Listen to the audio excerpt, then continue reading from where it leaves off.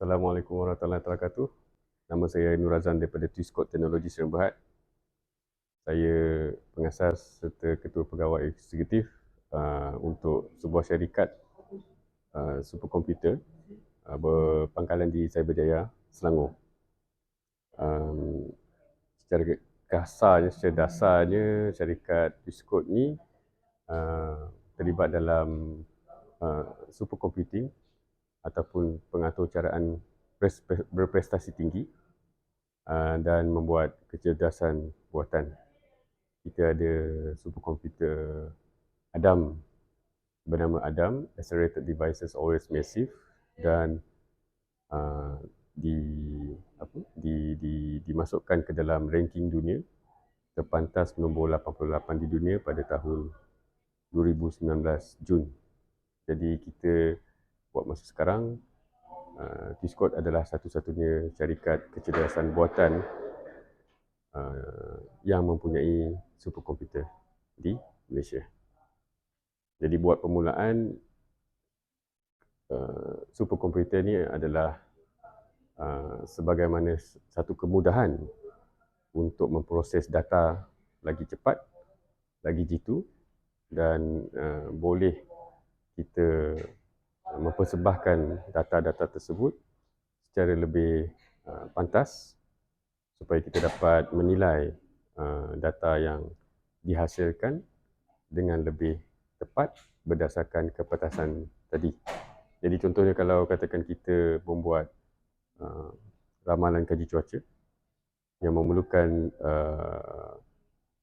computing capability ataupun komputer berprestasi tinggi untuk membuat kiraan secara tepat, secara jitu, supaya data-data tersebut boleh diguna pakai untuk kecerdasan buatan, contohnya untuk membuat ramalan dengan lebih tepat dan lebih secara ekstensif berbanding dengan kita ramal sejam sebelum banjir baru kita nak memberi amaran, contohnya. Jadi keperluan superkomputer ni melibatkan meluas, bukan sahaja daripada segi sudut ramalan kaji cuaca contohnya, tetapi diguna pakai oleh ahli saintis, pihak akademia contohnya untuk buat research ataupun penyelidikan khusus yang memerlukan pengkomputeran secara lebih mantap ataupun jitu. Dan juga ia merupakan salah satu ciri-ciri kemudahan ataupun fasiliti yang berwajib sebagaimana kita memerlukan jalan raya untuk menghasilkan e-hailing ataupun Grab ataupun Foodpanda. Jadi superkomputer ni adalah keperluan asas juga bagi sesebuah negara, bukan sahaja untuk menarik pelabur-pelabur asing untuk membuat kilang ataupun menyediakan perkhidmatan di Malaysia, bahkan ia akan menaik nilai taraf sesebuah negara ke arah negara maju. Jadi kita tak nak juga superkomputer ni hanya diadakan hanya semata-mata kita mempunyai world class facility, tetapi kita tidak kepakaran dalam menghasilkan ataupun menggunakan pakai teknologi tersebut. Jadi pihak Twiscode adalah antara developer ataupun pengusaha ataupun pengatur cara dengan hasil produk yang akan dikeluarkan melalui superkomputer. Bisnes superkomputer ini agak sukar bagi pihak kita sebab contohnya kita nak menjual AI pun agak sukar kerana kita lebih melihat kepada hasil sesuatu produk daripada perantaraan. Contohnya Tesla pun ada superkomputer dan mereka pun menghasilkan ataupun membuat ataupun mengguna pakai data-data yang sedia ada untuk dimasukkan ke dalam superkomputer mereka menggunakan kecerdasan buatan dan diadaptasikan kepada kereta yang dikeluarkan. Jadi Tesla pun menghasilkan kereta sebagai end product. Jadi itulah cabaran-cabaran bagi mana-mana syarikat kecerdasan buatan yang dilihat sebagai semakin rancak, maksudnya semakin berkompetitif dan ke arah pengguna yang lebih bijak untuk membuat pelaburan ataupun membayar ataupun mengendalikan kewangan mereka untuk memilih mana-mana produk atau services yang mereka betul-betul ingin gunakan. Jadi ikut kesesuaian semasa juga kita menyahut cabaran kerajaan ataupun pihak United Nations contohnya untuk climate change. Jadi ada superkomputer ni pun melibatkan kita punya penyelidikan ke arah low carbon transition ataupun penggunaan low carbon, carbon neutral yang diwar-warkan ataupun diusahakan untuk mencapai status carbon neutral pada 2030 ataupun 2050 semaksimal. Jadi hasil daripada itu juga kita nak kurangkan penggunaan elektrik. Superkomputer ni banyak pakai elektrik dan pada masa yang sama dia ada limpahan hasil tersebut. Contohnya pihak kita sendiri ada buat market insight untuk fokus pricing commodities, cryptocurrencies, pertukaran wang asing dan market semasa. Masa yang sama juga, superkomputer ni pun kita hasilnya adalah boleh membuat kecerdasan buatan untuk mengenal pasti kanser payudara, untuk mengenal pasti pengenalan muka, untuk mempercepatkan lagi contohnya proses penggunaan bioinformatik aplikasi yang selama ini berbulan-bulan boleh dihasilkan dengan beberapa minggu ataupun beberapa hari, dan lain-lain. Contohnya juga blockchain,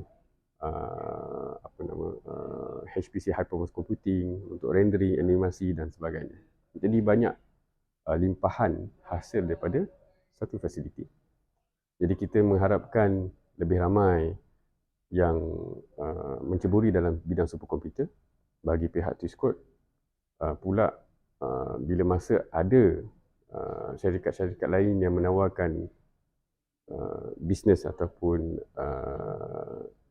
industri superkomputer ini, maka dari segi pengenalannya kita tak adalah menerangkan sesuatu secara secara baharu ataupun janggal. Jadi ramai kompetitor lagi bagus sebenarnya. Jadi jimat masa marketing satu. Duanya kita lebih banyak pengusaha-pengusaha ataupun developer software developer yang mahir akan supercomputing ini.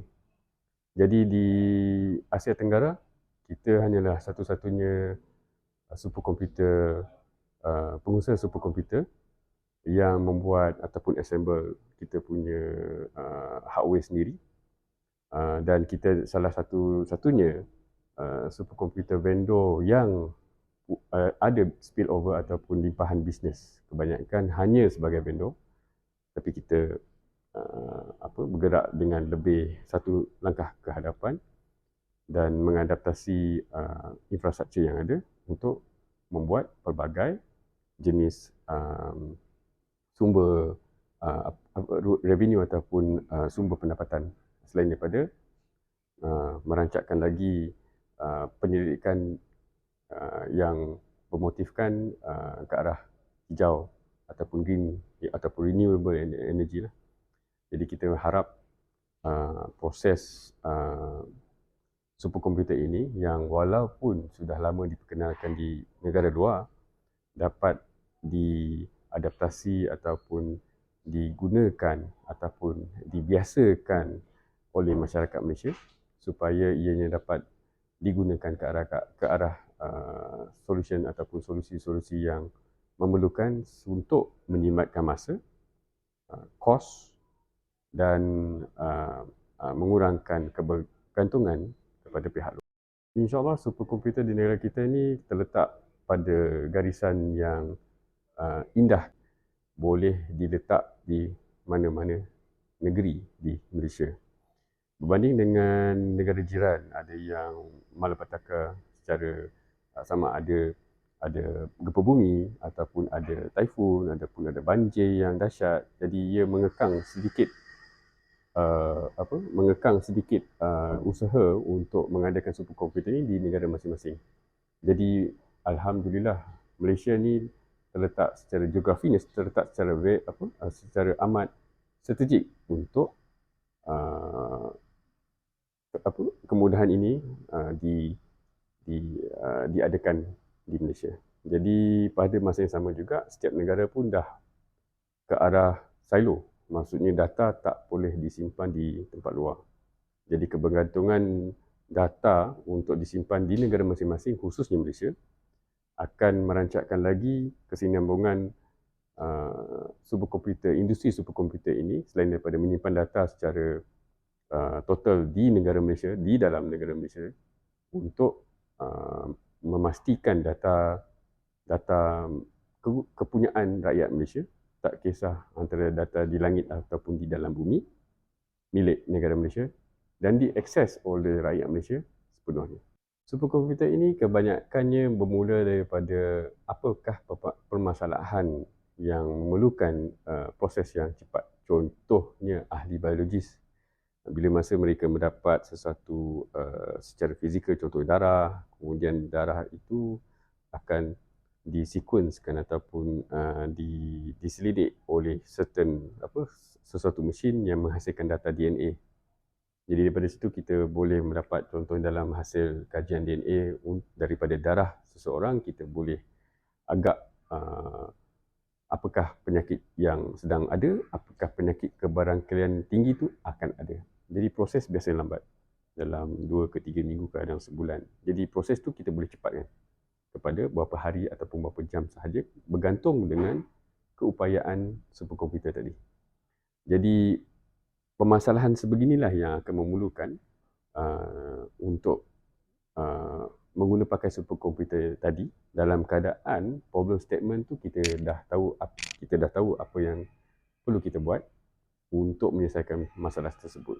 Jadi salah satu cara dia adalah untuk, contoh sebagai ahli biologis, dia kena faham apakah permasalahan sebagai ahli biologis, dan pengaturcaraan ataupun programming tersebut boleh dibelajar kemudian. Jadi bagi programmer biasa pula, mungkin dia boleh duduk sebelah kita boleh ambil programmer ataupun pengaturcara yang paling pandai di dunia sekalipun, dia tidak tahu apakah permasalahan yang dia perlu selesaikan jika dia tak tahu apakah masalah sebenar. Jadi sudut pandangan sebagai contoh engineer ataupun ahli politik untuk pakai data, ataupun ahli biologis ataupun ahli kimia perlu diutamakan. Programming ataupun pengaturcaraan sentiasa nombor 2. Contohnya untuk rendering, untuk animasi. Jadi animation pun ambil masa lama untuk rendering, untuk bagi dia lagi cantik, untuk lighting dan sebagainya. Jadi lebih kompleks pencahayaan contohnya, lagi kompleks dan lagi lama untuk buat rendering tersebut. Jadi bila masa proses tersebut boleh dipendekkan, kita boleh try ataupun cuba bermacam-macam daripada angle, contoh kamera, macam-macam. Dan kita boleh hasilkan lagi cepat, sebab biasa dalam contoh industri hiburan, siapa paling cepat buat konten, dialah yang menang. Jadi kita kena fikir daripada sudut bukan animator ataupun renderer ataupun ahli grafik yang bila satu kerja tu kena disiapkan cepat dalam keadaan gaji yang masih sama, tapi kita kena fikir sudut dari segi kreativiti punya nilai kreativiti tersebut. Jadi pihak luar pun berlumba-lumba menggunakan superkomputer rendering yang paling laju sebab mereka ingin menghasilkan konten secepat mungkin, sempatas mungkin, seramai mungkin yang untuk tengok contohnya. Kebanyakan negara-negara tersebut biasanya mempunyai spesifik ataupun khusus target ataupun khusus misi masing-masing. Ada yang ke arah healthcare ataupun daripada sudut kesihatan, ada yang dari sudut biologi, ada dari sudut penyelidikan, ada sudut daripada sudut akademi ataupun akademia. dan sebagainya. Jadi contohnya daripada segi contoh di Jepun, kebanyakan superkomputer di Jepun khas dibuat untuk meramal cuaca. Dari segi cuaca taifun, daripada segi gempa bumi dan untuk logistik. Jadi tiga keutamaan tersebut. Jadi di US pula ataupun di Amerika Syarikat dia lebih kepada untuk baru sekarang renewable energy, untuk nuclear fusion dan sebagainya. Jadi di negara lain pula ada nak target kepada keselamatan ataupun pertahanan defense untuk buat roket yang lagi mantap dan sebagainya. Jadi kekangan tersebut sebenarnya kekangan daripada segi kepelbagaian industri tersebut yang menyebabkan industri sebelah lain di dunia lain boleh mengambil kesempatan daripada industri superkomputer. Jadi kita pun tak ada buat untuk walaupun boleh buat tapi kita tak target kita tak fokus kepada pertahanan. Contohnya untuk buat roket, kita tak perlu buat roket contohnya. Jadi kita boleh pergi ke tempat lain. Contohnya logistik, ramalan banjir, untuk buat market insight, kita boleh ramalkan market macam mana, sama turun naik berdasarkan news dan sebagainya. Jadi pengkhususan setiap negara lain-lain.